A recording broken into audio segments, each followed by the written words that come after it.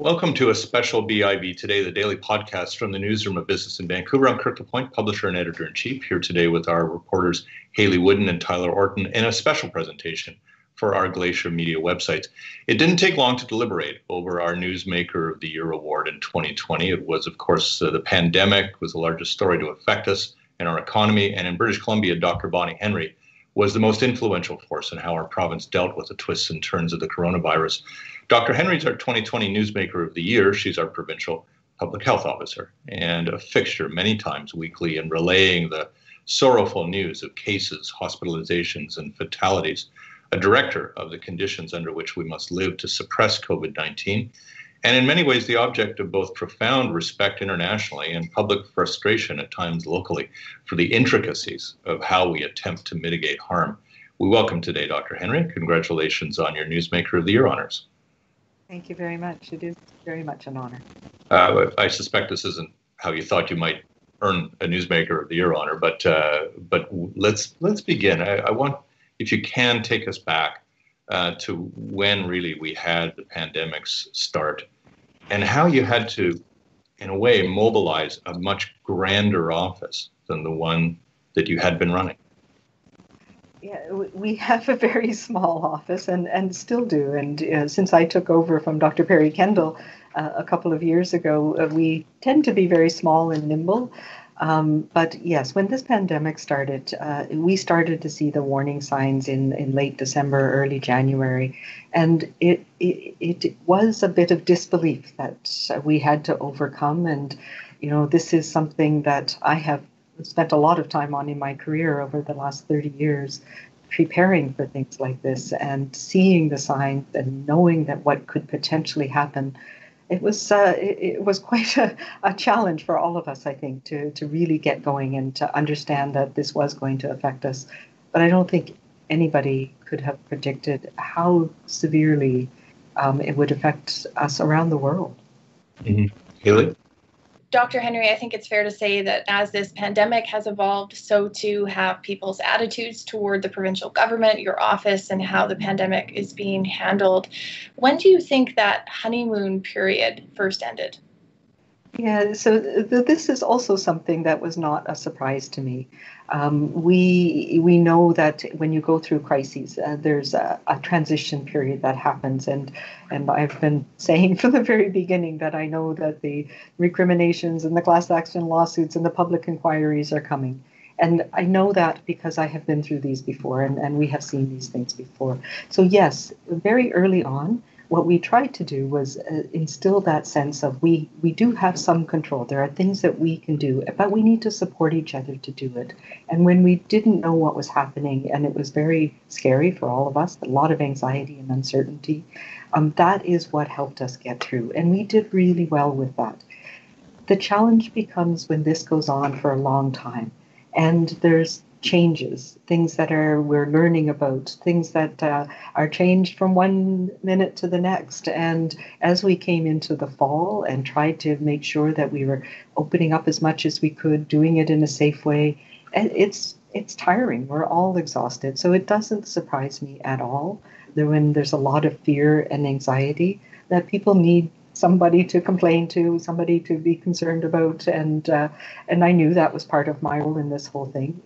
We know with this type of a crisis that goes on this long, you can never do just enough. There's always people who are accusing us of doing too much or not enough, and finding that balance is incredibly difficult, and it's changing minute by minute. And change and uncertainty provoke anxiety in people. Tyler?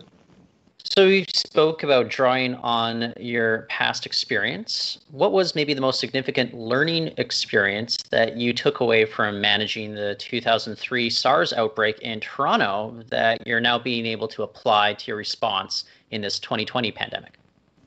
I think the one thing that really stuck with me was how hard it was for people, but how the communications around how we can support each other, coming out with that positive message to people, recognizing that most people, if we tell you why we need you to do something, we give people the data, give people what we know, and give people the means to do it. then most people will come along with us. And in a crisis, I've seen this repeatedly, and from 2003 in particular, there are different ways people react. But the way that we communicate together and support each other helps drive up that altruistic need that we have. And people do really care about each other.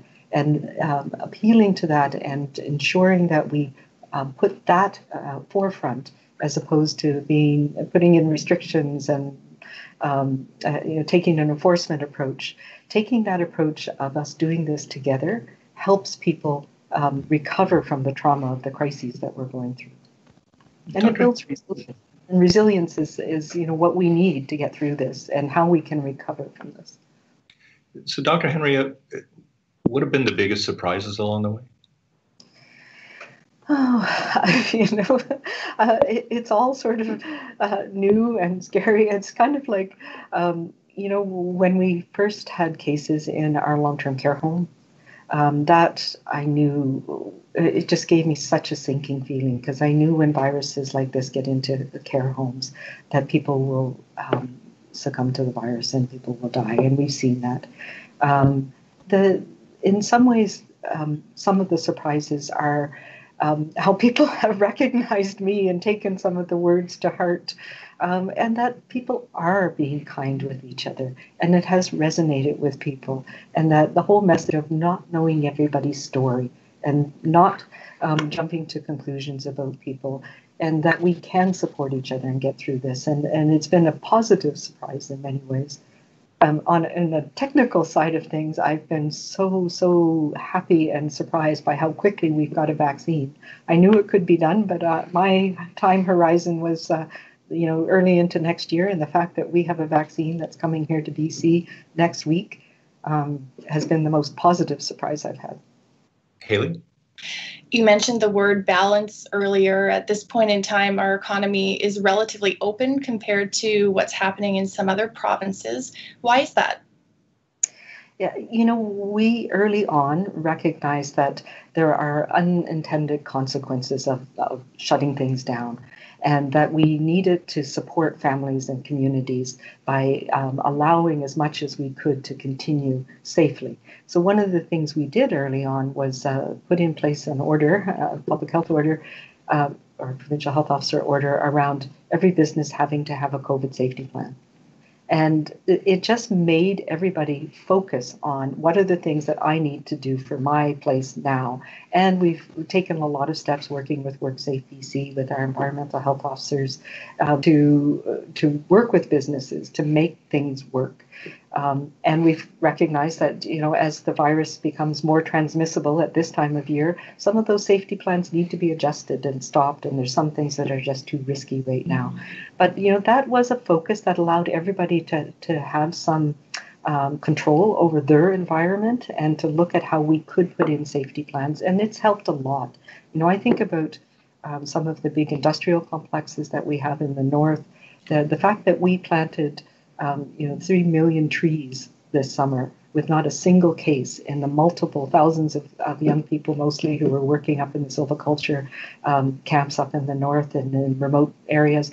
These were because we paid attention to some of these details that allowed these important things to happen.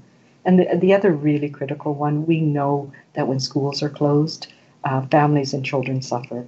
And we heard that loud and clear from families in March. So we spent a lot of time making sure that schools were a safe place for educators and for students, and that allows parents as well to have that breathing room so that they can continue working and other things.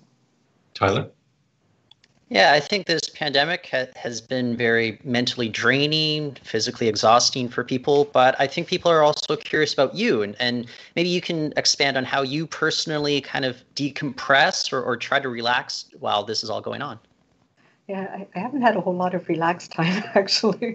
And one of those things, I grind my teeth a lot, so especially at night.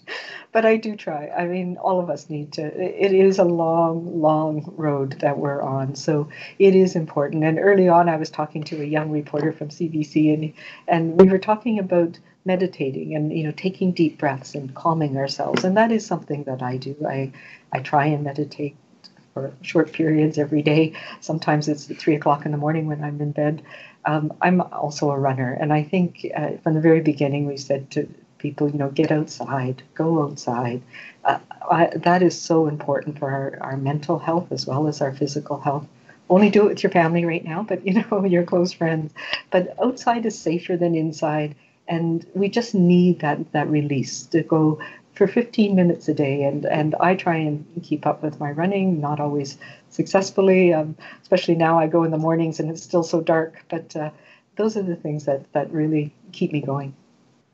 I want to know, too, I doubt that you have a routine day, but are there patterns of a support system, daily input, daily consultation that you have now, and what are they? Yeah, my days tend to start early. I'm part of a group with the World Health Organization that's been working on pandemic issues for years. And it tends to meet Geneva time, so that's about 4:30 in the morning for us usually. So some days start that early. Most days start around 5:30, and we have key touch bases with the communications and my office team every morning to sort of look at what's happening for the day. We have key meetings around the numbers and the epidemiology, and particularly the days that we do, every day we do statements, but also the media. And then there's always issues. There's just been one thing after another, whether it's businesses and mink farms and poultry producers, or just every sort of thing that comes up. And of course, making sure that we have the planning in our healthcare system and all of the different pieces. So there is an awful lot of pieces in the air. And I have to say, I'm the voice and the face of a very strong team of public health leaders, of hospital leaders, and Dr. Stephen Brown is the Deputy Minister of Health. He's my partner in crime on this, and he's just a brilliant mind. So we meet, of course, we talk all the time. And there's lots of people that are on my little text group. You've been very clear about the independence of your office, and so that's important. So is the direction then into the deputy more than, say, the minister around health issues? Well, the deputy leads the operations side, and we have a joint relationship, sort of leading the response team in the province, but it is very closely connected to the Minister Dix, and the Premier's office. So absolutely, we have ongoing, we talk daily. I provide advice. We have a lot of discussions about what are the best things to do. I ask for advice routinely from different ministries, not just the Ministry of Health and the Minister of Health. But it's a very important relationship. This is, while some parts of this are certainly independent, we recognize that all of government has a very important role in getting us through this. And there's very much that's interconnected. Yeah, we have a few questions left. We're cognizant of your time. Hayley? Knowing what you know now, is there anything you would have done differently? It's so hard to know. I think I expected we'd have a second wave. I was hopeful that we would be able to keep that balance of most things being open, but it became very clear in sort of middle of October that this virus was spreading a lot more easily in the fall. There's a seasonality to it, which is not unexpected, but I probably could have message that a little better, because I think it took others by surprise when we started to say, no, you can't do this anymore. And change and nuance are something that causes anxiety in people. Globally, if I look back, I really think we missed an opportunity to support China in controlling this at the source. And we probably didn't pay enough attention to how rapidly it could spread. I'm really distressed by some of the nationalism that this pandemic has exposed, particularly if I look to our neighbors to the south. The big regret that we couldn't have been more coordinated as a global community to protect people. Yeah. As you see it today, Dr. Henry, what do you think are the stages ahead now in the next, say, 12 months, as best as you or anyone can predict? Well, I do really believe that vaccines will change things for us. And, I used an analogy not that long ago that we were in a triathlon or an Ironman, and I think we're finishing the bike, and vaccine means we're starting to get into the run, the marathon part of it. But we don't yet know if it's a 42.2 or an ultra. So there's a lot of pacing that we need to do, and we need to keep up the support that we have for each other. But there is a light, and it's getting brighter, and vaccines will make a difference for that. It's going to be stretched out over the next few months. So we don't want to, we talk about getting tired in the last couple of kilometers, and that's when we get injured. Now we need to pay attention to all of those things that have been keeping us safe, stopping transmission, keeping keeping close to our family only, especially through this holiday period. It's going to be really important that we keep our transmission down. We don't want to lose people now when we're so close to having vaccine to protect our elders, to having vaccine that then will interrupt transmission between all of us in the community. So I see the next 3 months as focusing on protecting those most at risk and our healthcare system, and then more broadly having vaccine that's going to stop this pandemic. And I'm optimistic, hopeful by the summer, but certainly by next fall, that we will be in that place when we can hug each other again and have parties, but we'll still have to wash our hands. Tyler? Yeah, well, maybe jumping off of that point, let's say vaccine is available to everyone who wants it in 12 months' time. How do you envision life being different for British Columbians compared with where we are right now? Yeah, I think vaccine that we have, if we have it in enough numbers, once we get to what we call herd immunity, or I prefer to call it community immunity, enough people immunized, that we will stop this virus. My experience with pandemics in the past is once you get to that critical level, the virus can't find new people to infect. So we protect those who are most at risk. We know that older people, age is the single most important risk factor for having severe illness or dying from this virus. So starting with those people, I think we will get back to our usual connections. We'll remember how to hug. We'll remember how to, shake hands or have meetings together, coming together again. It's going to be strange at first. I don't know if you know, but if you watch movies and you think, oh my God, they're touching each other, that's maybe just me. But, we won't need to wear masks when we're out in public. But we will still need to be careful because this has exposed to us a number of things that we don't take enough precautions around spreading our germs in different places. And we know that these things help. We haven't seen influenza this year at all because people are taking protective measures. But we've also seen that this virus has exposed inequities in our society and our community. And that's what we need to start focusing on. It is differentially affecting racialized communities. Women who are in business, who are now at home, not able to get back into the workforce. So we need to address that. And we absolutely need to address young people.